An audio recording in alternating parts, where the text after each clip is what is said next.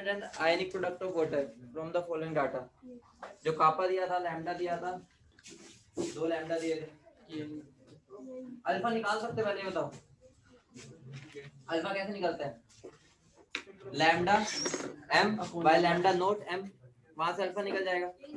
ठीक है, अल्फा निकल गया तो kd का फॉर्मूला क्या होता है, या h प्लस की वैल्यू क्या होती है? देखो सबसे पहले तो मैं यहाँ पर अल्फा सबसे पहले कैसे निकाल सकता हूँ, lambda m upon lambda m infinity, दोनों वैल्यूज है तुम्हारे पास, है ना? तो यहाँ से अल्फा निकल जाएगा। अगर अल्फा निकल गया तो तुम मुझे बताओ kw क्या होता है? h plus into H minus, यही होता है ना? h प्लस क्या हो जाएगा, c alpha into C alpha, क्या बन जाएगा, C square alpha square. C की वैल्यू क्या होती है पानी के लिए? 55.5, ये पुट कर दो, और अल्फा की कहाँ से, ये वाली पुट कर दो, kw निकल जाएगा।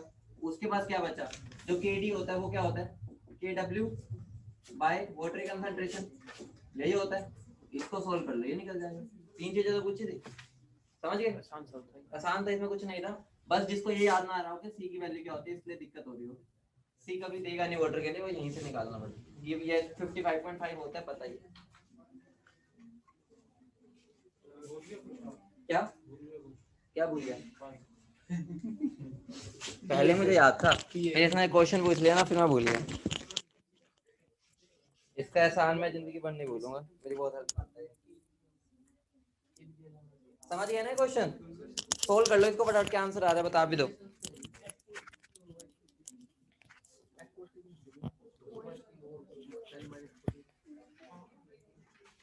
भाई इतने शांत क्यों बोल लो, डरा रहे हो मुझे जैसे दीवारों से बात कर रहा हूँ।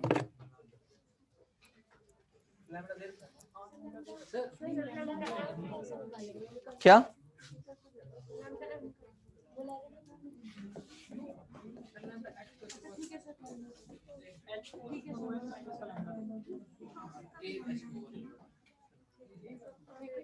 लैम्डा कैसे निकलेगा, के गिवन नहीं है, मोलैरिटी पता है मतलब सी, और ये भी पता है, वहां से लैम्डा आ जाएगा। सोल्व ही कर लो भाई, तुम इसे डरा रहे हो मुझे, सोल्व करके आंसर बताओ।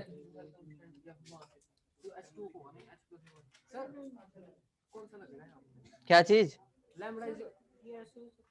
कैसे? हाँ सी की थोड़ी आएगी, पानी की आएगी तो सी। देखो मुझे अल्फा निकालना है, सबसे पहले लैम्डा मैं निकाल लूंगा कापा इंटू 1000 बाय मोलैरिटी से। ठीक है, ये कहां से निकाल लूंगा, खराश लो से। ठीक है, उसके बाद kw कैसे निकालना है, सी की वैल्यू पुट कर दो, अल्फा की पुट कर दो। kd कैसे निकालना है, यहां से निकल जाएगा। बस हो गया, सोल्व करके बताओ भाई, तुम डरा रहे हो, सोल्व करो इसको, आंसर क्या आ रहा है बताओ। ये भी एक एप्लीकेशन है खराश लो की तुम्हारे। ठीक है, कल नहीं आया था ना, तो आया था, क्या आंसर आ रहा है बता दो।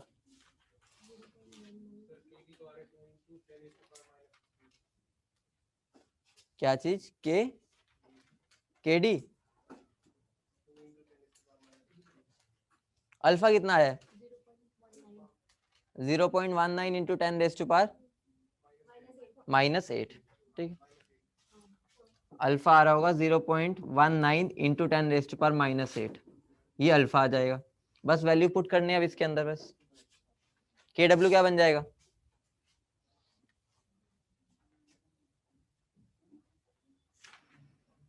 ये भी एक एप्लीकेशन है।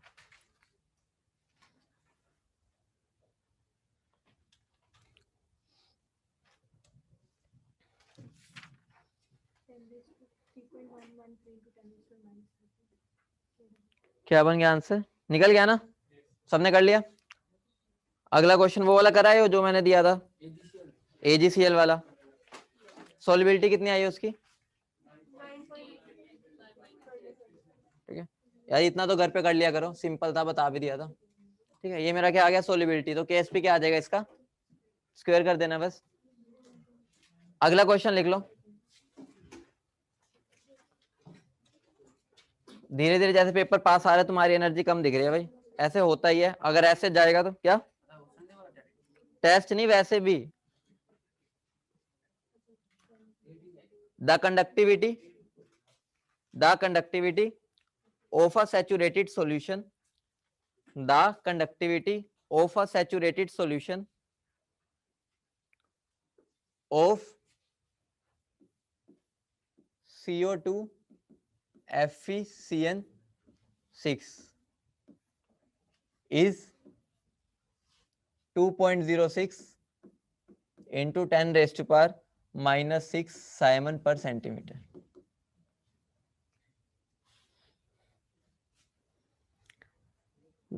The conductivity of water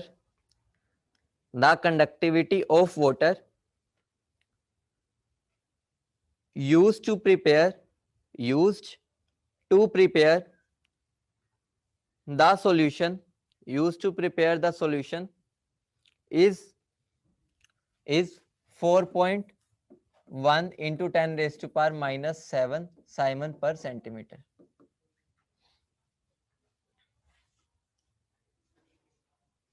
If lambda m naught cobalt 2 plus is equal to 86.6 Simon centimeter square per mole and lambda m naught of FeCN6 4 minus is equal to 440.5 centimetre 5 नहीं Simon है। अरे कौन सा word आ गया, वो आ गया क्या बेकार वाला? चलो अभी तो ये तो करो, साइमन सेंटीमीटर स्क्वायर पर मोल। कैलकुलेट केएसपी, ठीक है। इसका बस लास्ट क्वेश्चन है ये, उसके बाद हम कंडक्टोमेट्री टाइट्रेशन पे चले जाएंगे। उससे बीच में एक छोटा सा ब्रेक तो लेंगे, ठीक है। वो ब्रेक मतलब कि एक रिफ्रेशमेंट आएगी इसके साथ आयनिक मोबिलिटी की, बस।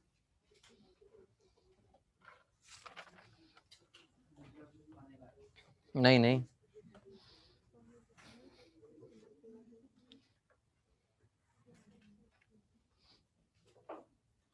यहां पर इनडायरेक्टली उसने पूछा केएसपी बोले तो सोल्युबिलिटी, ठीक है। इनडायरेक्टली सोल्युबिलिटी निकालनी है, और अगर सोल्युबिलिटी निकालनी है तो उसका एक का रिलेशन बताया था, वो क्या था? बताओ क्या था? Lambda M infinity is equal to kappa of salt into 1000 by S. ये तुम्हें गिवन है। कैसे गिवन है? उसने मुझे सॉल्यूशन की दी है, उसमें से मैं किसकी माइनस कर दूंगा? वाटर की। वहां से किसकी आ जाएगी? सोल्ट की। ये निकालना है और ये तुम्हें गिवन है। किससे निकाल लोगे? ये राश लॉ से ये निकल जाएगा, वहां से सोल्युबिलिटी आ जाएगी, निकाल दो।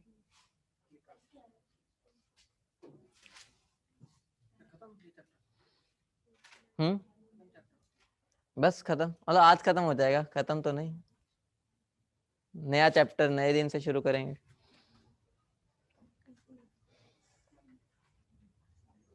क्योंकि फिर 3 दिन का गैप भी है ना।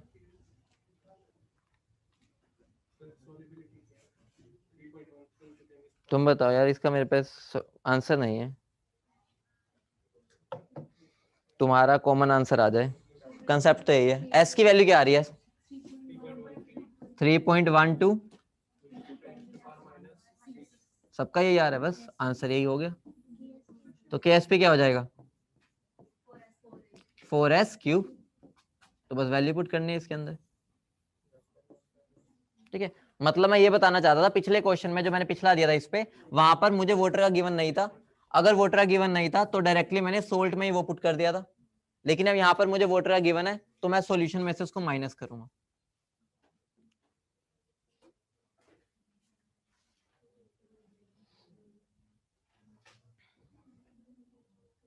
हो गया सबका?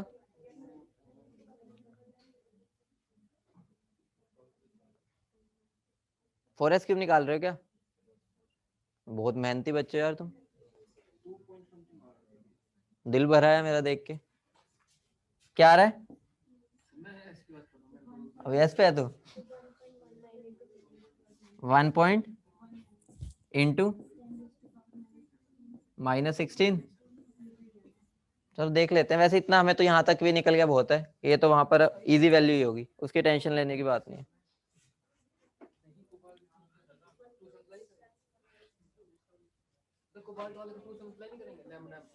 क्या क्यों? हाँ तुमने क्या किया, सबने गलती की है क्या, गड़बड़ की है क्या? 2 से मल्टीप्लाई नहीं किया क्या तुमने यहाँ पर? भाई रोहित ने आज तो 6 मार दिया पहली बार, ठीक है। तो यहाँ पर कोबाल्ट का इसको 2 से मल्टीप्लाई भी तो करेंगे ना, तो आंसर क्या बनेगा फिर? इंटू 10⁻⁴, यही है, ज्यादा फर्क नहीं आया, ठीक है। तो भाई यहाँ पर जब तुम लैम्डा एम, कहाँ भाग गया अपना लैम्डा एम, जब हम ये निकालेंगे ये वाला, तो उसके अंदर क्या लेंगे, कोबाल्ट 2 लेंगे और ये 1 लेंगे, तो इसको मल्टीप्लाई भी करेंगे ना 2 से और ये ऐड करेंगे। सबने कॉमन गलती कैसे कर दी, ये तो मैंने सोचा भी नहीं था, मैं तो भूल भी गया था कि ये गलती भी हो सकती है तुमसे।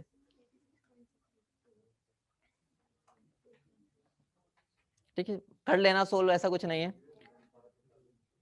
अगली हेडिंग डालो, आयनिक मोबिलिटी। आयनिक मोबिलिटी,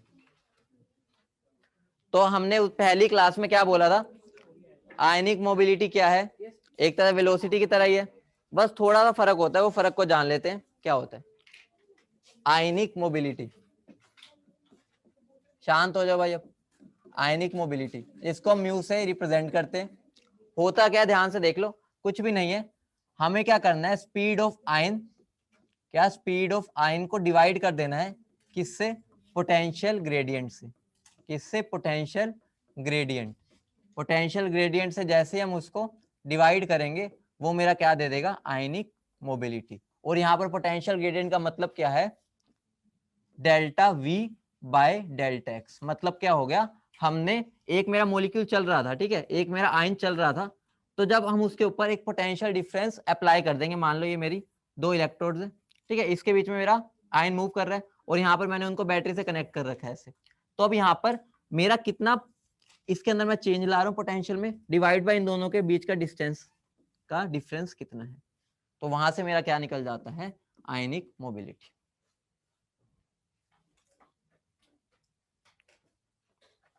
इसका एक और फॉर्मूला होता है जो जनरली यूज हो जाता है, एक और होता है, वो क्या होता है, लैम्डा एम, ठीक है, इसका कैटाइन का लैम्डा एम नोट अपॉन क्या हो जाएगा यहाँ पर, जेड इंटू एफ। ये भी एक फॉर्मूला होता है, ठीक है, किसी की भी मोबिलिटी निकालने का, और यहाँ पर ये इन्फिनिटी वाला ही होता है, ठीक है, ये इन्फिनिटी वाला।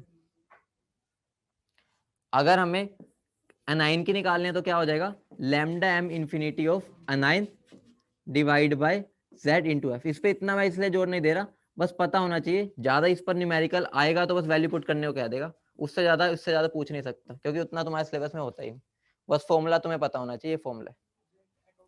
हाँ, जेड क्या है उसका, चार्ज, सॉरी यहाँ पे चार्ज है, वो एटॉमिक नंबर नहीं है, चार्ज, यहाँ पर उसका जेड चार्ज है, लिख लेना, Z is the charge on the cation. हाँ, एफ फैराडे 96,500। एक इसमें बेसिक सा क्वेश्चन कर लेते ताकि वैल्यूज पुट करना आ जाए तुम्हें।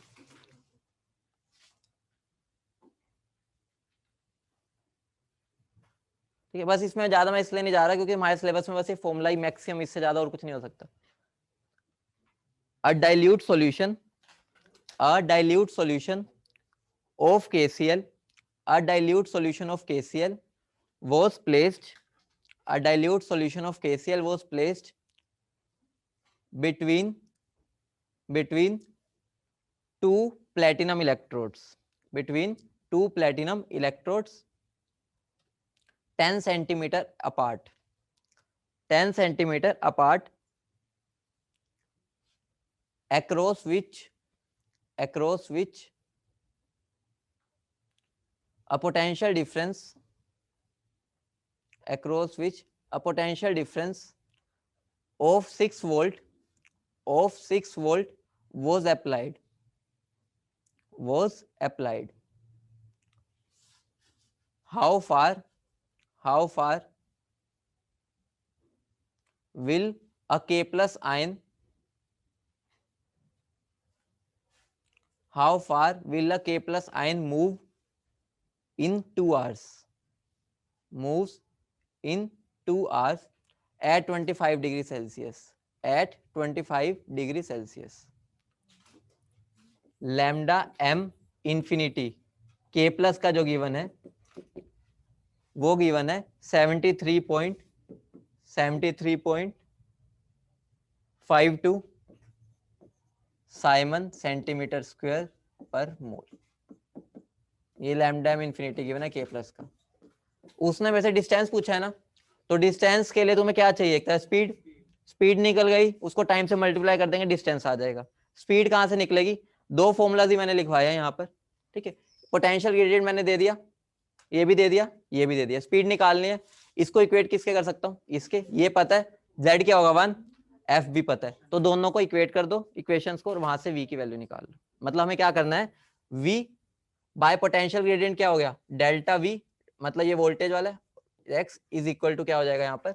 Lambda m infinity k plus divide by क्या हो जाएगा? z into F. यहां से इसकी वैल्यू निकाल लो, क्या आएगी बता दो। क्या हो गया? हाँ हाँ, यूनिट्स के साथ छेड़खानी मत करना, वो सेंटीमीटर, क्योंकि हमारा ये सेल जो होते हैं वो छोटे छोटे से होते हैं, सेंटीमीटर्स की रेंज में।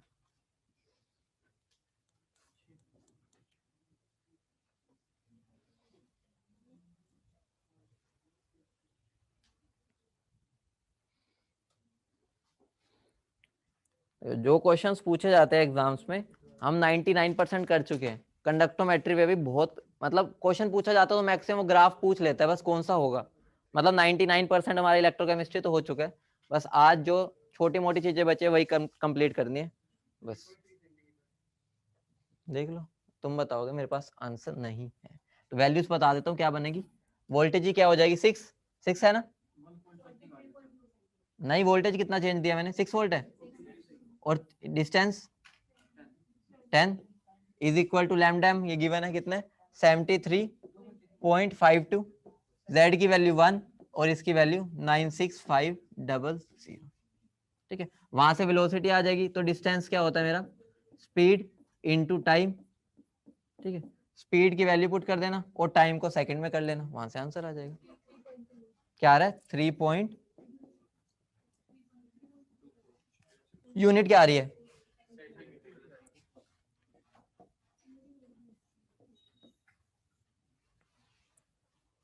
ठीक है, कुछ नहीं था, मैक्सिमम इसके अंदर वैल्यू पुट करने को दे सकते हैं, एक हमने कर लिया, सफिशिएंट है, इससे ज्यादा इस पे नहीं पूछेगा। अगली हेडिंग डाल लो फिर, कंडक्टोमेट्रिक टाइट्रेशंस। ठीक है, बिल्कुल रद्दी एक तरह से टाइट्रेशन है, समझ, मतलब इतना टेंशन नहीं होती इसमें जितना उसमें सोचना पड़ता था बफर वाले में, हमने जो आयनिक में की थी। इसमें बस स्पीड के बारे में देखना होता है, अभी वो देख लेंगे। ये नोट कर लिया ना? कंडक्टोमेट्रिक टाइट्रेशंस, सबसे पहले उसके प्रिंसिपल की बात करते हैं। मुझे बताओ कंडक्टोमेट्रिक टाइट्रेशंस का मतलब क्या हो गया? जब हमें कंडक्टेंस के थ्रू टाइट्रेशंस करनी है, यही हुआ। अब मुझे क्या करना है, मैंने कंडक्टोमेट्री में क्या करना है? कंडक्टेंस मेजर करनी है। जब हम कंडक्टेंस मेजर करते हैं तो उसमें हमें करना क्या है? कुछ भी नहीं करना। हम मान लो यहाँ पर एक एसिड पड़ा है, ठीक है, मान लो उसके अंदर HCl है, उसके अंदर हमने मान लो NaOH डाले। तो तुम मुझे बताओ, जब इन दोनों की रिएक्शन होगी स्टार्टिंग में, तुम्हें दिख रहा है जो H होगा वो Na से रिप्लेस होगा। तो हमें पता है H प्लस की स्पीड सबसे ज्यादा होती है, Na कम होती है। तो अगर ये H प्लस Na से रिप्लेस हो रहा है तो मेरी इनडायरेक्टली क्या हो जाएगी? स्पीड कम। स्पीड कम तो क्या हो जाएगी? Conductance come.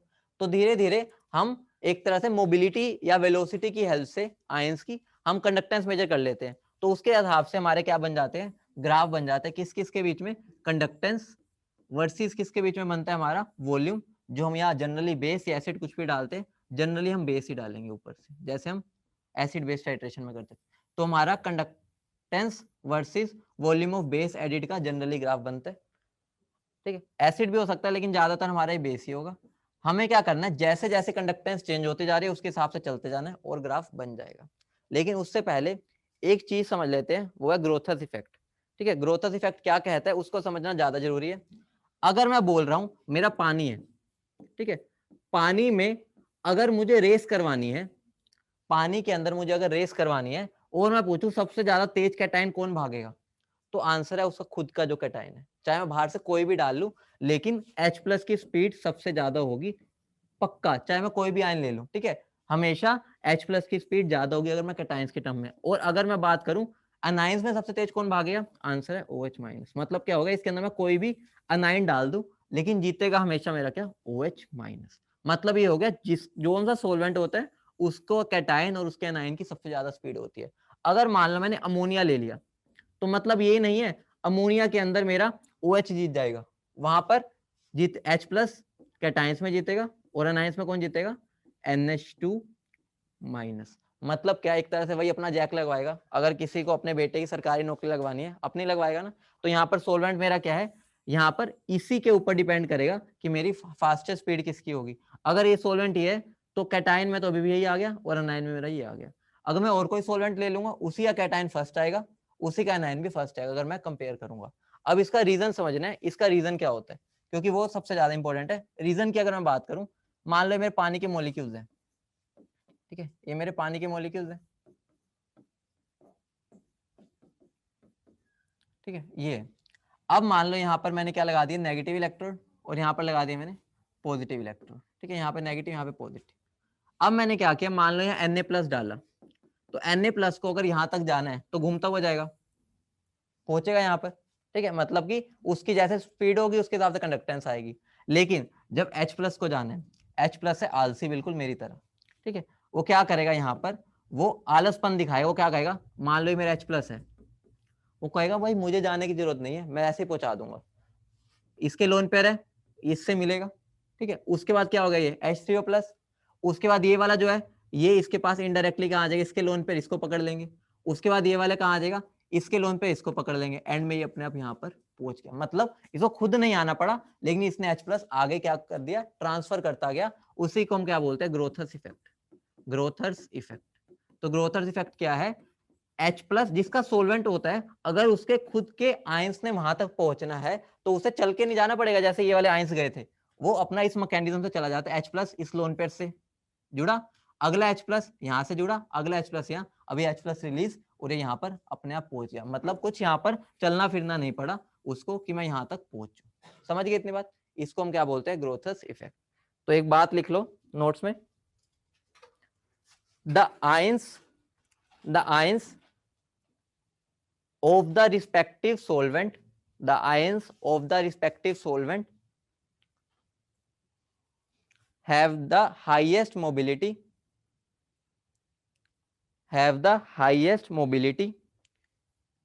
in their respective solvent, that is in water,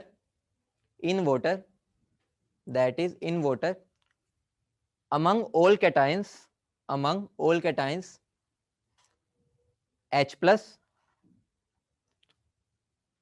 and among all anions, OH- have the highest mobility, due to proton jump mechanism, ठीक है, मैकेनिज्म का नाम ये है, या उसको हम क्या बोल सकते हैं, ग्रोथर्स इफेक्ट और ग्रोथर्स effect.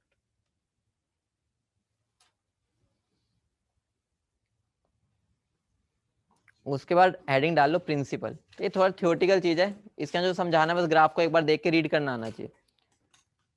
Principal, one ion is replaced by another ion,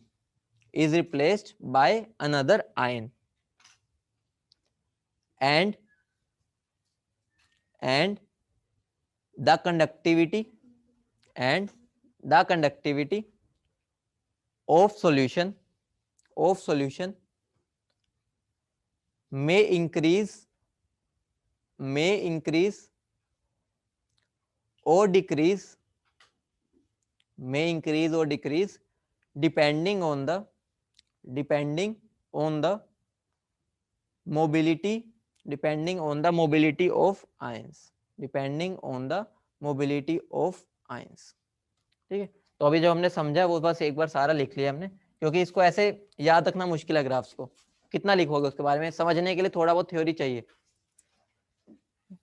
theory के बिना दिक्कत होती है। तो सबसे पहला हम कौन सा केस ले रहे हैं, strong acid plus strong base, क्योंकि अभी ग्राफ बना लोगे 10 दिन बाद समझ नहीं आएगा अगर थ्योरी नहीं होगी। Strong acid plus strong base. मान लो मेरा स्ट्रॉन्ग एसिड है 0.1 मोलर 50 ml से स्टार्ट कर रहा हूं मैं। मुझे बताओ अगर मेरा स्ट्रॉन्ग एसिड का एग्जांपल मैं HCl ले लेता हूं और स्ट्रॉन्ग बेस ले लेता हूं मैं NaOH, तो मुझे बता दो इनिशियली मेरे पास कितने मिलीमोल्स स्ट्रॉन्ग एसिड है ये HCl, कितने 5 मिलीमोल्स किसके, HCl के। अगर 5 मिलीमोल्स HCl के है तो मैं ऐसे बोल सकता हूं 5 उसके अंदर H प्लस होंगे प्लस 5 Cl माइनस। ठीक है, मैं मिलीमोल्स हटा दिया, मतलब मिलीमोल्स की बात ही हो रही है। अब मान लो मैंने इसको रिएक्ट करवा दिया, ठीक है, रिएक्शन विद, ठीक है, ऐसे लिखोगे तो समझ आएगा, 0.1 मोलर 10 ml NaOH। अब मैंने उसको रिएक्शन करवा दिया, होगा क्या मेरा यहाँ पर NaOH है और HCl है, दोनों जब रिएक्ट करेंगे तो क्या बनाएंगे NaCl प्लस वाटर। ये मेरा था इनिशियली 5, ये कितना था 1, ये भी कुछ नहीं थे। अब ये कितना बचेगा 4 और ये खत्म, ये कितना बनेगा 1 और ये मेरा 1। हम पानी को अनआयनाइज्ड वाला मानेंगे, ठीक है, इस रिएक्शन में। तो हमें पानी से कोई लेना देना नहीं है, क्यों, क्योंकि हम मान के चलते हैं कि पानी क्या है अनआयनाइज्ड फॉर्म में, क्योंकि तुम्हें पता है ये बहुत कम ही कंडक्टिंग होता है वाटर, तो हमारा उससे कोई लेना देना नहीं है। हमारा जो होगा हम उसको मान के चलेंगे अनआयनाइज्ड फॉर्म में है ये। ठीक है, अब मुझे बताओ टोटल अब मेरे सॉल्यूशन में कितने कितने कौन कौन से आयंस प्रेजेंट है। यहां से मेरे 4H प्लस आ जाएंगे प्लस 4Cl माइनस, और क्या आएगा 1 Na plus plus 1 Cl minus. ठीक है, पानी को तो लेने की जरूरत ही नहीं है। तो टोटल क्या बन गया, बच गया मेरे पास, बताओ 5 Cl minus plus 4H plus plus 1 Na plus. अब मुझे बताओ चेंज क्या हुआ ऊपर वाले और नीचे वाले केस में। Cl तो सेम है, 5 Cl थे, यहां पर भी 5 है, यहां पर 5 H प्लस थे, यहां पर 4 बचे और एक Na। मतलब क्या हो गया, मोल्स अभी वही है, नंबर ऑफ पार्टिकल्स वही है, लेकिन मेरा एक जो H प्लस है जो क्या होता है फास्ट मूविंग, ठीक है, फास्ट मूविंग या सबसे ज्यादा मोबिलिटी है इसकी, वो किससे रिप्लेस्ड हो गया, is replaced by Na plus. और Na प्लस क्या होता है उसके रिलेटिव में, फ्लो। अगर स्लो है तो तुम मुझे बताओ क्या मेरी कंडक्टेंस कम होगी, अगर कम होगी तो मान लो स्टार्टिंग में HCl था तो उसकी कुछ कंडक्टेंस में यहां से मान लो इतनी होगी उसकी, ठीक है, कुछ तो होगी। ठीक है, यहां पर मेरा क्या है वॉल्यूम ऑफ NaOH एडिड, और यहां पर मेरा क्या है कंडक्टेंस। तो यहां से स्टार्ट कर दूं, जैसे जैसे मैं यहां पर NaOH डाल रहा हूं इक्विवेलेंस पॉइंट के पहले, तो क्या हो रहा है मेरा fast moving H plus Na से रिप्लेस होता जा रहा है। मतलब जब मैं आगे डालूंगा यहाँ पे 2Na हो जाएगा, 3Na हो जाएगा, 4Na हो जाएगा। ठीक है, तो धीरे धीरे मेरी कंडक्टेंस क्या होती जाएगी, डिक्रीज। कब तक होगी, जब तक इक्विवेलेंस पॉइंट ना आ जाए। ठीक है, इक्विवेलेंस पॉइंट पे मेरा क्या हो जाएगा, सारा का सारा जो मेरा HCl है, ठीक है, वो मेरा किस में कन्वर्ट हो चुका होगा NaCl। मतलब क्या हो गया, मेरे पास अभी जो स्टार्टिंग में थे 5 H प्लस थे और 5 Cl माइनस थे, अब क्या बच गया 5 Na प्लस और 5 Cl माइनस। तो मतलब क्या हो गया, अब तो सारे के सारे हमने जो तेज भागने वाले लोग थे उसकी जगह पे हमने क्या लगा दी, स्लो भागने वाले। तो यहां पर अब उसकी मिनिमम क्या हो जाएगी, कंडक्टिविटी। समझ गए इतनी बात। अब बताओ, अब मैंने अगर इक्विवेलेंस पॉइंट, ये मेरा क्या हो गया इक्विवेलेंस पॉइंट है, ठीक है, ये मेरा क्या हो गया इक्विवेलेंस पॉइंट, ठीक है, ये मेरा इक्विवेलेंस पॉइंट है। अब उसके बाद अगर मैं और बेस डालता हूं तो खुद सोचो, अगर मैं और बेस डालूंगा, मान लो थर्ड केस जो मैं बनाना चाहता हूं, यहां पर हो जाता ना छोटा, ठीक है, अगर मैं यहां पर अगला केस बनाऊं, वो अगला केस क्या है, after equivalence point, after equivalence point. तो मैं ऐसा मान लू कि मेरा HCl मान लो अभी कितना था, HCl का मेरा तो अभी 5 ही था, ठीक है। NaOH मान लो मैंने डाल दिया 10, ठीक है, 10 डाल दिया, तो मेरा क्या बन जाएगा, ये NaCl, ठीक है, प्लस वाटर बनना है। मुझे बताओ जब ये बनेगा ये कितना बनेगा, ये खत्म, ये कितना बच जाएगा 5, और ये 5 बनेगा, और पानी को हमें लेना देना नहीं।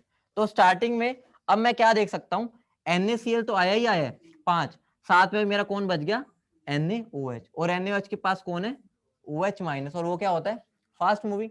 तो मतलब क्या हो गया, उसके बाद जैसे जैसे मैं यहाँ पर डालूंगा बेस और डालता जाऊंगा तो मेरी कंडक्टिविटी क्या होती जाएगी, बढ़ती जाएगी, और मेरा ग्राफ कैसा बन जाएगा ऐसे। समझ गए, मतलब मैं यहाँ पे क्या बोल सकता हूँ, यहाँ पर मेरी डिक्रीज की हुई है क्योंकि यहाँ पर H प्लस जो है वो रिप्लेस हो गया Na प्लस से, और यहाँ पर मेरी इंक्रीज की हुई है क्योंकि OH माइनस के मेरे आयंस जो हो रहे हैं वो बढ़ते जा रहे हैं, और वो फास्ट मूविंग भी है और नंबर ऑफ आयंस भी बढ़ा रहा हूँ। समझ गए, नहीं नहीं यार बोलो, हाँ स्लोप अलग होगी, स्लोप की यहाँ बात नहीं हो रही, H प्लस OH से तेज ही भागता है, ठीक है, तो स्लोप भी फर्क होगी लेकिन हमें उससे भी लेना देना नहीं है। मैं बस दोबारा बताऊं, नहीं आया समझ, हाँ ऐसे ऐसे ऐसे लिखो,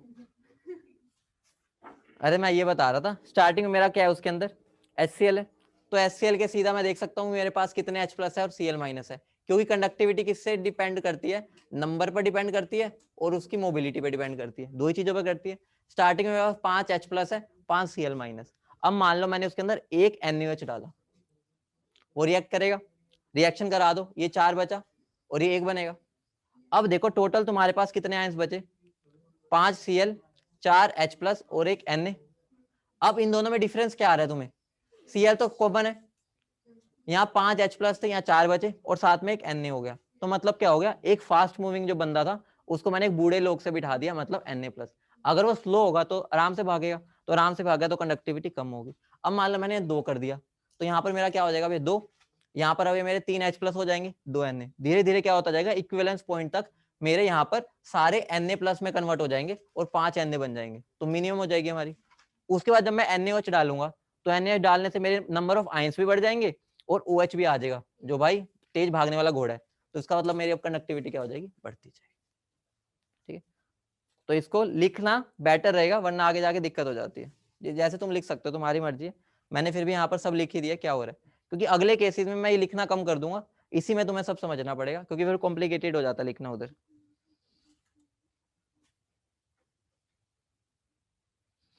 इसको अगर लिखना चाहते हो तो यहाँ पर ये लिख सकते हो कि ये स्लोप में कौन कौन मेरा प्रेजेंट है, NaCl, साथ में कौन है HCl, और यहाँ पर कौन है मेरा NaCl प्लस कौन है NaOH।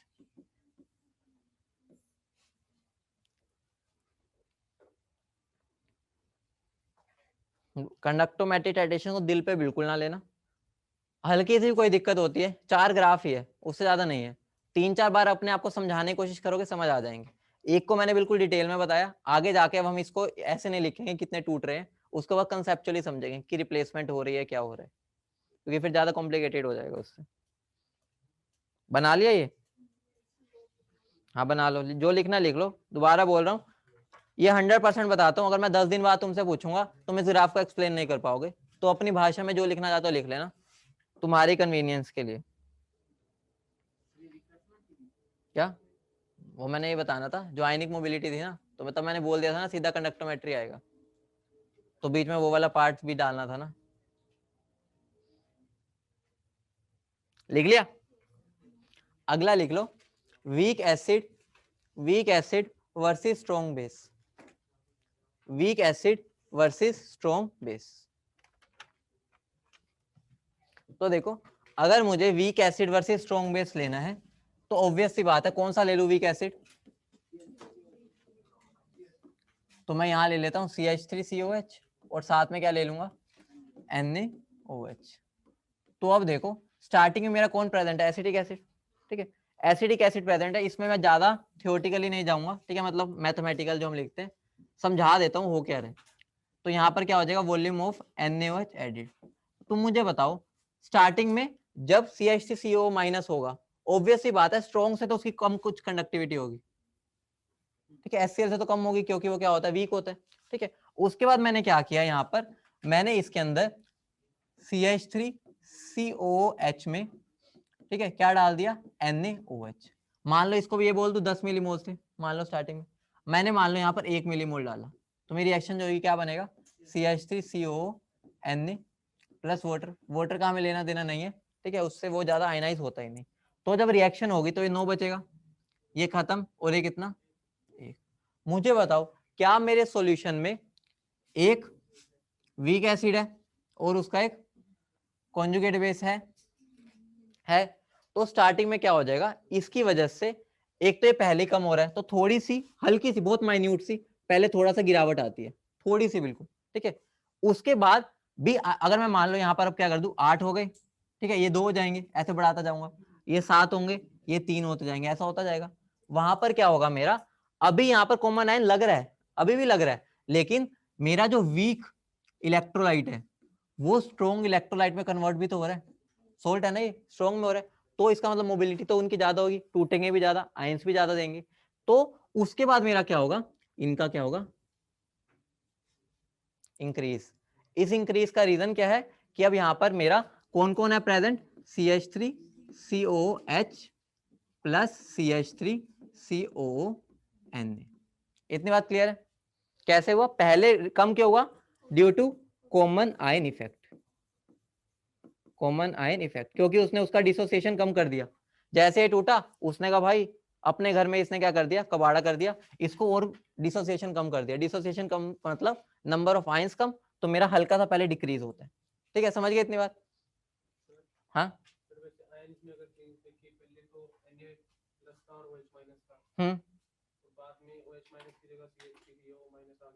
स्टार्टिंग में तो इससे कंपेयर करेंगे ना, CH3COH से, बस इसको थोड़ी लेंगे, कंपेयर तो इसके रिलेटिव में करना है ना, उसको तो भूल जाओ इसको स्टार्टिंग में। तो क्या क्या है मेरे पास स्टार्टिंग में, CH3COH है, जिसका भी अल्फा होता है वो भी पूरा डिसोसिएट नहीं होता। अब मेरा वो किस में कन्वर्ट हो गया, इसके अंदर, और ये तो तुम्हारा इलेक्ट्रोलाइट ही होता है, तो ये तो स्ट्रॉन्ग में अपने आप टूटेगा ही, आयंस ज्यादा देगा इसके रिस्पेक्ट में। अब मेरा यहाँ पर क्या होगा, अभी मेरा ये बन गया, ठीक है। उसके बाद देखो, अब मेरा इक्विवेलेंस पॉइंट आएगा एक बार, इक्विवेलेंस पॉइंट के बाद मेरा एक्स्ट्रा क्या डालेगा, NaOH बोले तो OH माइनस डालेगा, तो मेरी कंडक्टिविटी क्या होगी, इंक्रीज हो जाएगी। ठीक है, तो ये मेरी, इसको थोड़ा सा अगर करना चाहते हो ना, थोड़ा कम वो कर लेना, फर्क नहीं पड़ेगा, ठीक है, वो वरना ज्यादा पहाड़ जैसा दिखेगा। थोड़ा सा इसको ऐसे कर,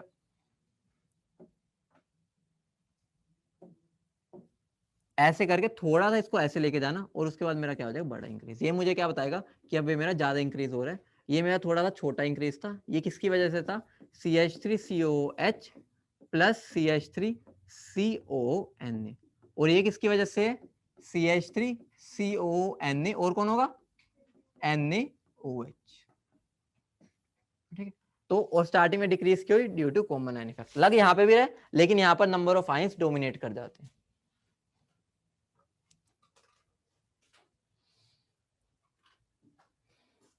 इसके अंदर हम ज्यादा अब मैथमेटिकल नहीं जाएंगे, समझा दिया मैंने, पहले कॉमन आयन, उसके बाद ये स्ट्रॉन्ग में कन्वर्ट हो रहा है, उसके बाद लास्ट में NaOH भी उसका कंट्रीब्यूशन दे रहा है, तो वो और बढ़वा देगा।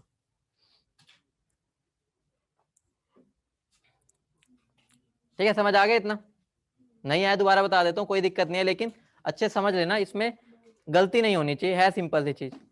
पहले खाली एक वीक इलेक्ट्रोलाइट है और ऊपर से कॉमन आयन डिक्रीज, उसके बाद मेरा स्ट्रॉन्ग इलेक्ट्रोलाइट उसमें पार्टिसिपेट कर गया, उसकी वजह से इंक्रीज, उसके बाद NaOH भी आ गया, उसकी वजह से और इंक्रीज। ठीक, तीसरे बार तुम खुद बनाओगे। तीसरा केस क्या है मेरा, weak base plus strong acid. ठीक है, और इसके अंदर हम नीचे क्या लिखेंगे, वॉल्यूम HCl। ठीक है, यहाँ पर HCl ले लेंगे, ज्यादा कन्वीनियंट हो जाता है।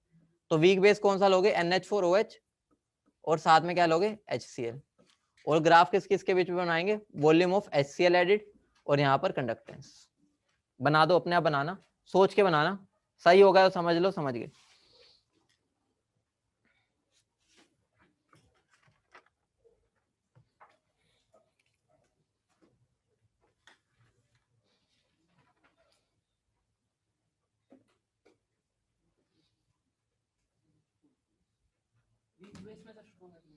हाँ, क्योंकि इसके अंदर हम जनरली ऊपर स्ट्रॉन्ग वाला ही रखते हैं, जैसे हम आयनिक में भी यही किया था।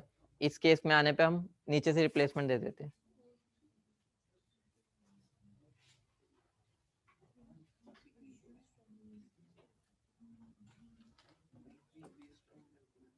सेम बनेगा, बनेगा सेम, बस कौन कौन पार्टिसिपेट कर रहा है वो लिखोगे, थोड़ा क्लियरिटी आ जाएगी।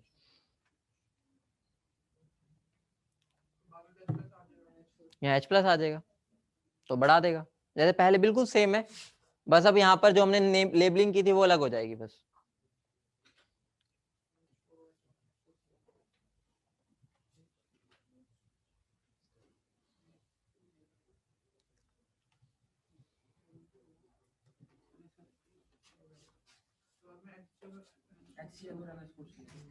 अब मैंने यहाँ पर स्टार्ट किससे किया, HCl और NH4OH, ठीक है। मैं नीचे क्या रखूंगा, NH4OH, ऊपर से HCl डालूंगा, तो यहाँ पर मेरा क्या होगा, वॉल्यूम ऑफ HCl एडिड, और यहाँ पर कंडक्टेंस। तो पहले ऑब्वियस सी बात है, ठीक है, तो V क्या है तो इसकी कंडक्टेंस क्या होगी, कम, ठीक है, रिलेटेड टू जो स्ट्रॉन्ग वाला था।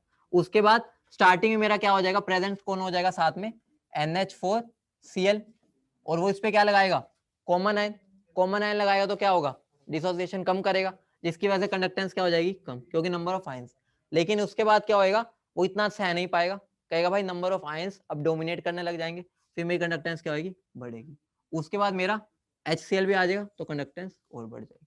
तो यहाँ पर क्या हो गया, due to common ion, due to common ion, और यहाँ पर कौन है, NH4OH प्लस NH4Cl, और यहाँ पर कौन है, NH4Cl प्लस HCl।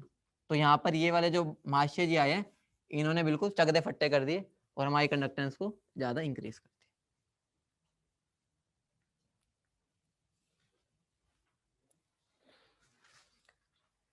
अब जो इसका सबसे लास्ट केस है, जिसकी वजह से हम एसिड बेस टाइट्रेशन को से कर नहीं पाए थे, वो कौन सा था, weak acid plus weak base. एक बार उसका बनाने की कोशिश करो, क्या बन सकता है, क्या सबसे पहला वही तो था, किस में, वीक वीक में, क्यों भाई, बना के देख, थोड़ा सोच, एक बार बना भी दिया क्या तूने, इसको लगा भाई आज एक छक्का मार चुका हूँ, दूसरा भी मार देता हूँ। भाई एक बार रिएक्शन थोड़ी सी चला के देखा कर, एक आधा मोल के साथ, आगे तुझे अपने आप क्लियर हो जाएगा। क्या करेंगे, बेस का ही ले लो, दोनों ही वीक है, बेस ले लो नीचे। एक बार ट्राई करो, जिसने अपने आप बना लिया भाई वो तो मतलब कोई टेंशन नहीं, चाहे पेपर में बिना पढ़े चला जाए इसको।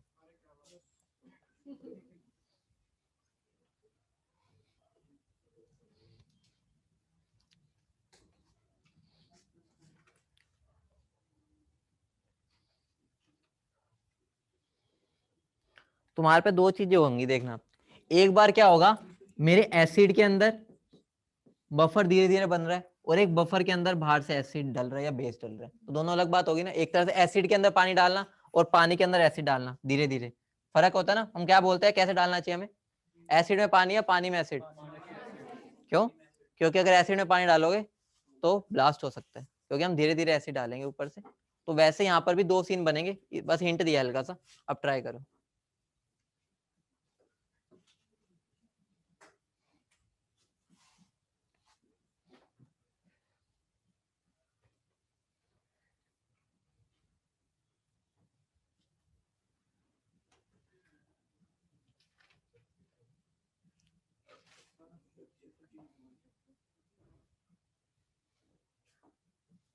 गलत बनेगा अच्छी बात है, चाहता हूँ मैं गलत बने, ठीक है? लेकिन एक बार बनाओ, क्या हो गया, बन गया। इतना तो समझते हो कि पहले जब पहला मोल आएगा उससे बफर बनेगा, तो अगर वो बनेगा तो हल्का सा डिक्रीज होगा, ठीक है, और उसके बाद आयंस बढ़ेंगे CH3CO NH4 प्लस के, तो इंक्रीज करेगा। उसके बाद जो अगला स्टेप है वो मजेदार है। उसके बाद मेरा अब क्या हो चुका है, अब मैं बाहर से क्या डाल रहा हूँ उसके अंदर, NH4OH, और उसके अंदर पड़ा क्या यहाँ पर CH3CO NH4। अब तुम्हें याद है मैंने लिखवाया था बफर होता है, सोल्ट बफर में बफर होता है। अब मैं बफर के अंदर बेस डाल रहा हूँ, तुम्हें पता है अगर मैं बफर के अंदर बेस डालता हूँ तो वो क्या कर देता है, उसको आयनाइज नहीं होने देगा, मतलब उसमें ज्यादा डिफरेंस आने नहीं देगा। ज्यादा डिफरेंस आने नहीं देगा, तो इंक्रीज होगा लेकिन बहुत माइन्यूट होगा। तो हमारा ग्राफ कैसा बनेगा, ठीक है, हमारा ग्राफ बनेगा, कहाँ गया हमारा ग्राफ, बन जाएगा ये पहले हल्का सा डिक्रीज, फिर इंक्रीज, और उसके बाद लगभग कांस्टेंट सा ही चलेगा। यहां पर due to common ion effect, यहां पर कौन कौन होंगे, CH3 COOH plus CH3 COONH4, और यहां पर कौन आ जाएगा मेरा, CH3 COONH4 प्लस क्या आ जाएगा, NH4OH। यहां पर देखो, वही मैं चीज बोल रहा था, यहां पर मेरा एसिड था, उसके अंदर धीरे धीरे बफर बन रहा था, यहाँ बफर बन चुका है, उसके अंदर मैं बाहर से बेस डाल रहा हूँ, तो वो ज्यादा उसके अंदर चेंज होने ही नहीं देगा। और मेरा फिर ग्राफ कैसा बन जाएगा, ऐसे, यहाँ पर क्या आ जाएगा, वॉल्यूम ऑफ NH4OH, और यहाँ क्या आ जाएगा मेरा, कंडक्टेंस। क्या हो गया, कॉमन है, दोनों पे लग रहा है, दोनों की कॉमन आयन है। अगर मेरा CH3COH है, ठीक है, उसके अंदर मैं क्या बना रहा हूँ, NH4OH डाल रहा हूँ, तो जब ये बनेगा क्या बनाएगा, CH3CONH4, तो वो ये इसके लिए भी कॉमन आयन है, इसके लिए भी कॉमन आयन है, ये वाला पार्ट और ये वाला पार्ट, दोनों के लिए कॉमन आयन है ना। तो इसको लिखना इंपॉर्टेंट है, इसलिए लिखवा देता हूँ। टिल, पहले तो लिख लेना, initially a slight decrease due to common ion effect. कई बार पेपर में ये वाला ना भी दिखाए, ठीक है, ये बाकी शेप को पहचान लेना, ये वाला कई बार ना इतना सा दिखा देता है, पहचान में भी नहीं आता, ठीक है, तो मतलब होगा हल्का सा होता है, बहुत माइन्यूट सा। Initially a slight decrease due to common ion,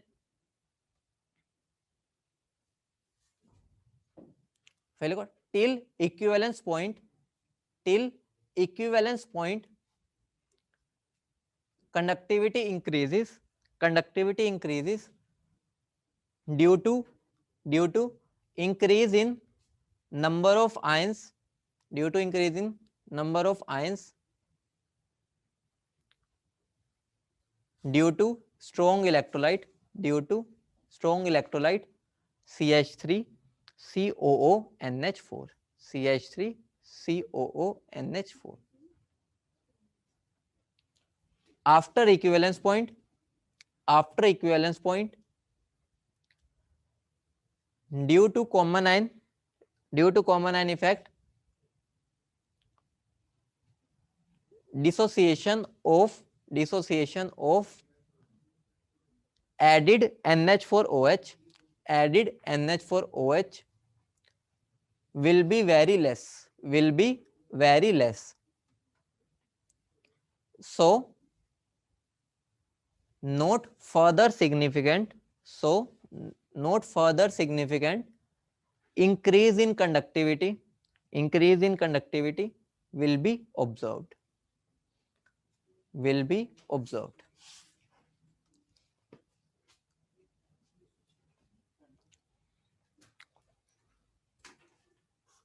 equivalence point कौन सा है यहाँ पर, कौन सा,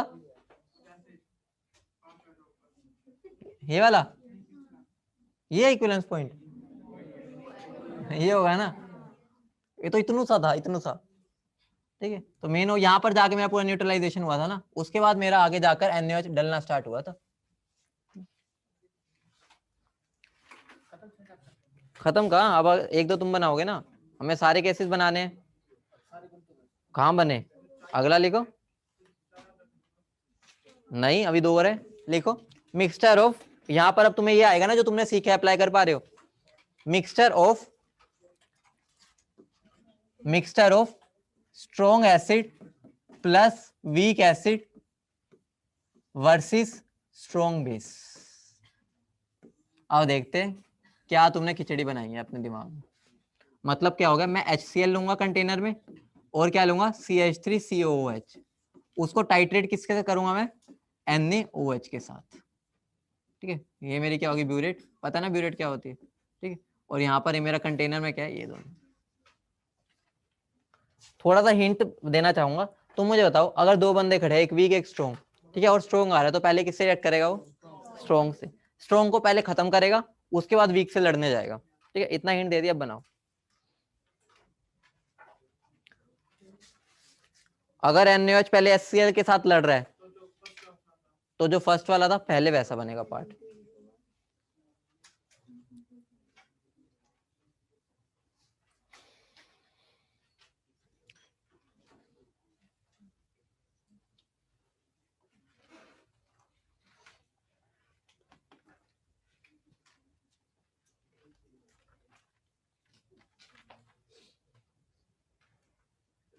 मतलब एक कॉम्बिनेशन ही है दोनों ग्राफ का। अगर हम रट्टा मारना चाहे, अगर रट्टा नहीं मारोगे तो बना भी सकते हो। कोई रट्टा मारना चाहे तो पहले बना दो स्ट्रॉन्ग वाला, उसके बाद आगे वीक वाला जोड़ दो उसके साथ, ठीक है। वो रट्टेबाजी है जिसमें तुम माहिर हो, ठीक है, तो वो कर सकते हो, लेकिन एक बार समझ भी लेना। तो मेरा ग्राफ कैसा बन जाएगा, सबसे पहले क्या होगा, डिक्रीज, फिर इंक्रीज, और फिर, ठीक है। ये मेरा क्या, वॉल्यूम ऑफ NaOH एडेड। इसकी ज्यादा केमिस्ट्री में चले जाना, कभी घर पे जाके बंदा 10-20-30 पेज की रिएक्शन लिख दे कि मैं 1 से स्टार्ट करता हूँ 10 से, फिर ज्यादा मतलब कॉम्प्लिकेटेड सा लगने लगेगा। मुझे बता दो, ये मेरा नंबर 1 मान रहा हूँ मैं इसको, नंबर 2, और ये मेरा नंबर 3। तो मुझे बता दो नंबर 1 वाली लाइन पे कौन कौन है, देखो कौन होगा, HCl और एसिडिक एसिड खा गए। एसिडिक एसिड क्या साइड में बैठ जाएगा रूस के, तो कौन कौन हो गए, NaCl, HCl और CH3COH, ठीक है। उस एरो पे लिख लेना, ये तीनों है यहाँ पर। और ये मेरा क्या हो जाएगा, ये पहला इक्विवेलेंस पॉइंट, ठीक है। इसके 2 इक्विवेलेंस पॉइंट आते हैं, ये मेरा क्या हो गया, first equivalence point.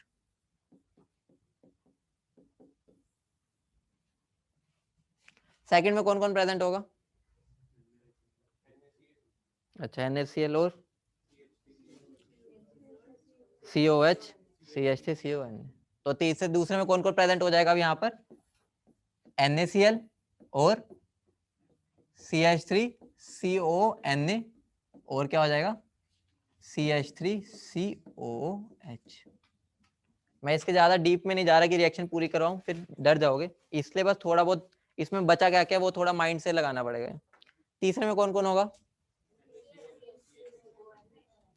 NaCl, NaOH और CH3CONa। तो क्या हो जाएगा यहाँ पर, NaCl, CH3CONa और साथ में NaOH। ठीक, थोड़ा अपने माइंड पे थोड़ा प्रेशर डालना पड़ेगा। और पहले में हमने कौन से बनाए थे, कौन कौन थे बोलो, CH3COH हो गया एक तो, और HCl हो गया, और NaCl हो गया। सेकंड इक्विवेलेंस पॉइंट कौन सा हो गया, ये वाला, इसको मैं क्या बोलूंगा, second equivalence point.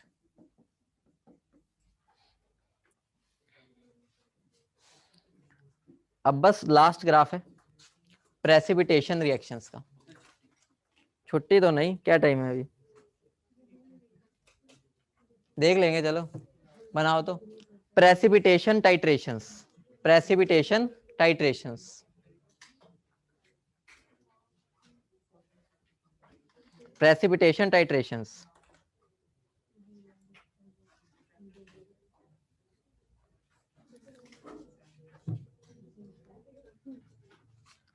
Precipitation titrations, तो प्रेसिपिटेशन टाइट्रेशन का मतलब तो समझ ही रहे होगे क्या होगा। मान लो मेरा एक AB है, वो CD के साथ रिएक्ट करेगा, क्या बना रहा है वो मेरा AD प्लस क्या बना रहा है CB, ठीक है। मान लो ये मेरा PPT है, ठीक है, हमने अज्यूम ही करना है, ठीक है। ये मेरा PPT बन रहा होगा, AD को मैंने PPT मान लिया, ठीक है। समझ रहे हो ना, CB क्यों आया, कैटायन रहेगा ना आगे और पीछे एनायन रहेगा।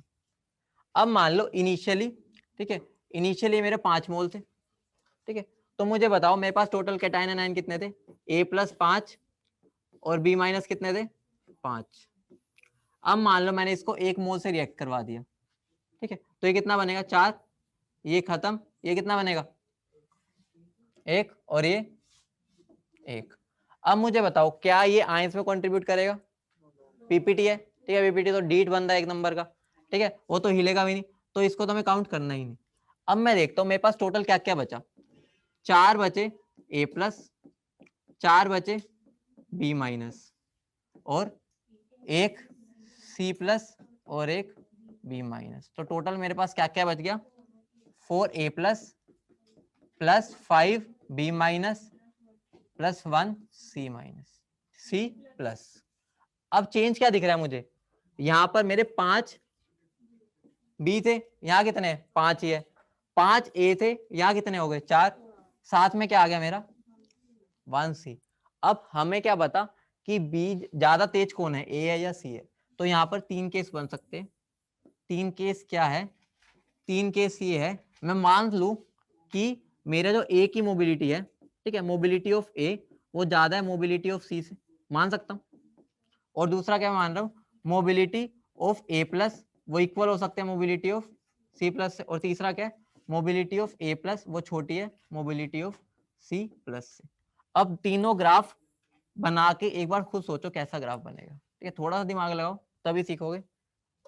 इसमें ग्राफ कैसा बनेगा, उसमें इसमें मेरा क्या हो रहा है खुद सोचो, ए की मोबिलिटी ज्यादा थी, हमने उसको रिप्लेस किया तो क्या होगा, पहले कंडक्टिविटी और उसके बाद बस बना दो स्ट्रॉन्ग इलेक्ट्रोलाइट जैसा।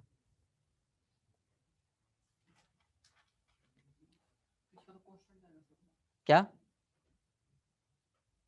क्वेश्चन, अच्छा मैंने क्वेश्चन कह रहा है, क्वेश्चन करा दो इस पे। चलिए बेटा कोई नहीं, ऐसे बोल रहे थे 20 साल हो गए तुझे, ये इसके ऊपर क्वेश्चन 2011 में आया था, ठीक है।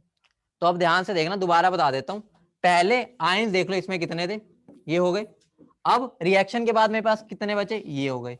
मुझे पता ये तो मेरा क्या हो गया, कॉमन हो गया, तो मैं इसको भी हटा देता हूं। 4 ए प्लस है, यहां से मैं 4 ए प्लस को भी हटा देता हूं, ठीक है, 4 ए प्लस को भी मैं हटा दिया, बचा क्या इसके अंदर मेरे पास एक ए प्लस और यहाँ पे एक्स्ट्रा क्या बचा 1 सी प्लस। अब अगर 3 केस बना सकता हूं कि ए प्लस की मान लो मोबिलिटी ज्यादा थी, उसको रिप्लेस कर दिया सी प्लस से जो स्लो वाला है, हो सकता है दोनों के बराबर हो सकता है कि जो अब आया है उसकी मोबिलिटी ज्यादा हो, वो तो डिपेंड करे जब क्वेश्चन करेंगे। अगर मेरी ए प्लस की ज्यादा थी तो खुद बताओ, अगर ए प्लस की ज्यादा थी, अब मैंने उसको स्लो मूविंग से कर दिया तो मेरी कंडक्टेंस क्या हो जाएगी, पहले डिक्रीज, लेकिन उसके बाद जब रिएक्शन हो जाएगी उसके बाद मैं एक्स्ट्रा क्या डालता जाऊंगा सी डी, तो वो क्या हो जाएगा आयंस बढ़ाएगा। इसमें मेरा क्या होगा, पहले कांस्टेंट, क्यों पहले कांस्टेंट और फिर इंक्रीज, ठीक है, क्योंकि यहां पर दोनों की बराबर है, तभी जाकर वो ऊपर बढ़ेगा जब आयंस बढ़ेंगे, और आयंस कब इक्विवेलेंस पॉइंट के बाद बढ़ते हैं, ठीक है। ये इक्विवेलेंस पॉइंट इसका ये रहा, इक्विवेलेंस पॉइंट इसका ये रहा। अब तीसरे में क्या होगा ये देखते हैं, क्या पहले इंक्रीज हुई फिर और इंक्रीज हो गई, समझ गए भाई, तुम तो सीख गए, ठीक है। तो यहाँ पर ये मेरा क्या हो गया, ये मेरा इक्विवेलेंस पॉइंट हो गया। ये वाली पहले मेरे 5 ए और बी थे, 5 5, अब मैंने रिएक्शन करवाई सी डी से, एक से करवाई मान लो, ठीक है, स्टार्ट ही किया, अभी मेरे 4 बचेंगे, ये खत्म, एक ये बनेगा एक ये। अब मुझे टोटल आयंस देखना है इसमें कितने बचे, अब रिएक्शन जो हुई है कौन कौन बचा है, 4 ए बी बचे हैं, तो 4 ए बी में मुझे 4 ए 4 बी मिलेंगे, और एडी बना है, एडी तो प्रेसिपिटेट है वो तो आयंस देगा ही नहीं तो उसको हटा दूं। और कौन है सीबी, सीबी में मेरा 1 C plus 1 B plus minus, अगर मैं टोटल करूं क्या बन जाएगा 4 ए प्लस 5 बी माइनस और एक सी प्लस। स्टार्टिंग में मेरे पास क्या था 5 ए 5 बी, ठीक है। तो मैं यहां से क्या देख सकता हूं कि मेरा एक जो ए प्लस है वो रिप्लेस किससे हो गया, एक सी प्लस से। अब मुझे क्या पता सी तेज भागने वाला था या ए, तो मैं तीनों केस बना सकता हूं। अगर ए तेज भागने वाला था तो भाई मैंने तो गलती कर दी, गलती क्या कर दी भाई, एक तेज घोड़ा था मैंने एक आलसी घोड़ा ले आया, तो मेरी कंडक्टेंस क्या होती जाएगी डिक्रीज, डिक्रीज होने के बाद क्या होगा, अब जब इक्विवेलेंस पॉइंट आ गया उसके बाद तो मैं और सीडी डालता जा रहा हूँ, आयंस बढ़ते जाएंगे, जितने मर्जी डालता जाऊँ तो मेरी बढ़ जाएगी। यहाँ पर क्या हो गया, दोनों की अगर मोबिलिटी बराबर है तो कोई फर्क नहीं पड़ा, दोनों तेज भागने वाले घोड़े थे, तो कांस्टेंट इक्विवेलेंस पॉइंट के बाद आयंस बढ़ेंगे तो इंक्रीज। तीसरे मेरा क्या है, मेरा क्या हो गया सी जो भाई वो भाई वो तो बहुत बढ़िया निकला, तो अगर बढ़िया निकला तो मेरा क्या होगा पहले भी इंक्रीज, और उसके बाद मेरे जब नंबर ऑफ आयंस बढ़ गए उसकी वजह से भी इंक्रीज।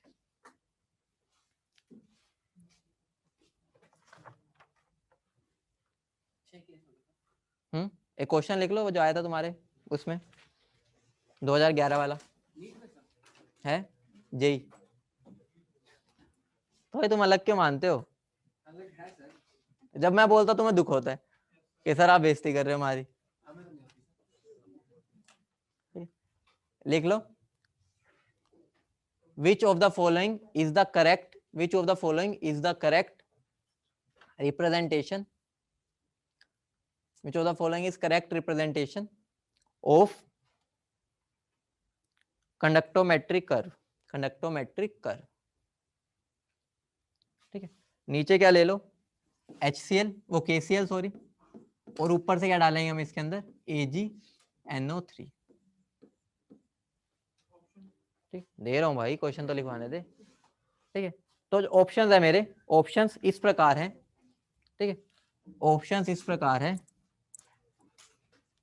पहला ऑप्शन है तुम्हारा ये, दूसरा ऑप्शन है तुम्हारा ये। ठीक है, तीसरा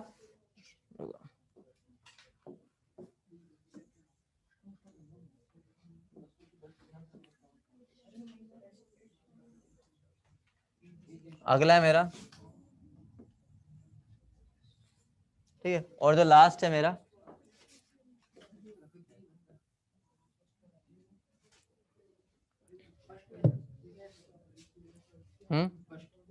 देखते हैं।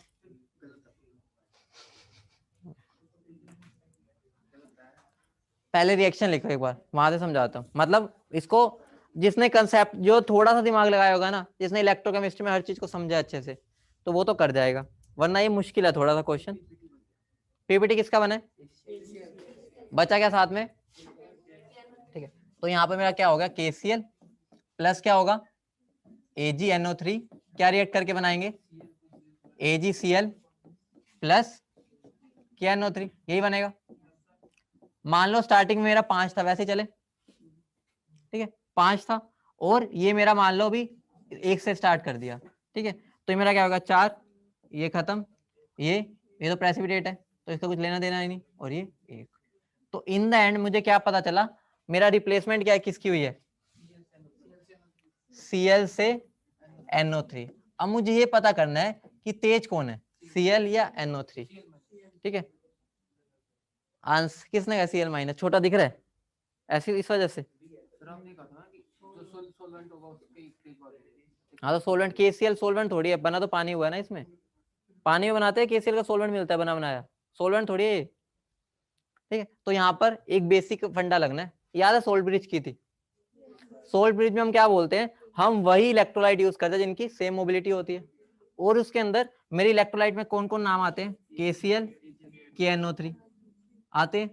अब मुझे बताओ इसका मतलब क्या हो गया, K और इसकी सेम होगी, इसकी सेम होगी, अगर इन दोनों की सेम है तो इन दोनों की भी सेम है, तो आंसर क्या हो जाएगा।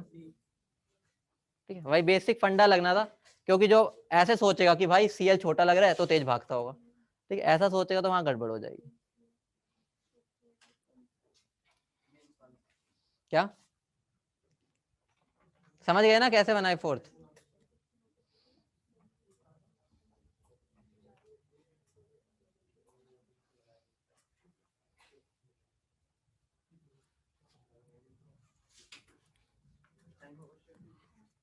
बस एक बार बता देता तुम्हें पढ़ना क्या है, ठीक है, क्योंकि मैं वो वाला पार्ट करवा ही नहीं रहा, जरूरत ही नहीं है, जो पढ़ना है बस वो बता रहा हूँ, एक बार नजर मारनी है। मेरी बैटरीज 2 टाइप की होती है, पता ही होगा, इतना एनसीईआरटी पढ़ना है और कुछ भी नहीं, इससे ऊपर कुछ में नहीं आता। एनसीईआरटी में एक प्राइमरी होती है, ठीक है, और मेरी क्या होती है, एक सेकेंडरी होती है। ठीक है, प्राइमरी कौन सी होती है, जो एक तरह से नॉन रिचार्जेबल हो, मतलब एक बार खत्म तो बस खत्म, जो हमारे एक तरह से एवरीडे सेल हो गया, ये सब हम यूज करते हैं। ठीक है, निप्पो का हो गया, ठीक है, ये सारे ड्यूरा सेल हो गया। और सेकेंडरी कौन से होते हैं, जो रिचार्जेबल होते हैं, जो घर में हमारी इन्वर्टर्स होते हैं। हाँ, वो हमारी गलतफहमी होती है। ठीक है, तो नॉन रिचार्जेबल और रिचार्जेबल, तो हमें इनडायरेक्टली, और उसके बाद हमें कि कौन कौन से सेल पढ़ने होते हैं, कौन कौन से बताना, थोड़ा बहुत बताओ। ड्राई सेल, ड्राई सेल किसका एग्जांपल है, इसी का। ठीक है, उसके बाद और कौन सा होता है, लेड स्टोरेज बैटरी पढ़नी है, और उसके बाद फ्यूल सेल पढ़ना है। ठीक है, ये 3 ही सबसे इंपॉर्टेंट है अगर देखा जाए, एनसीईआरटी में जितने नजर मारनी है, मैं बता रहा हूँ इंपॉर्टेंट कौन कौन से है, ये 3 पक्का पढ़ने हैं। उसके बाद जो लास्ट में कोरोजन वाला टॉपिक होता है, ठीक है, उसके अंदर ही पूरी जो प्रोसेस होती है वो पढ़ लेना, ज्यादा टाइम नहीं लगेगा, बस एनोड और कैथोड पे रिएक्शन क्या हो रही है वो ध्यान रखनी है। तो मैं इसको करवा नहीं रहा, थियोरेटिकल चीज है, समझाने वाला कुछ बचा ही नहीं इसके अंदर। तो इस बैटरी जरूर पढ़ लेना, अगर कोश हो सके तो भाई एक आधे पेज के नोट्स भी बना लेना, ठीक है, मेरे पे दया कर देना, मुझे भी लगे भाई तुमने पढ़ा है।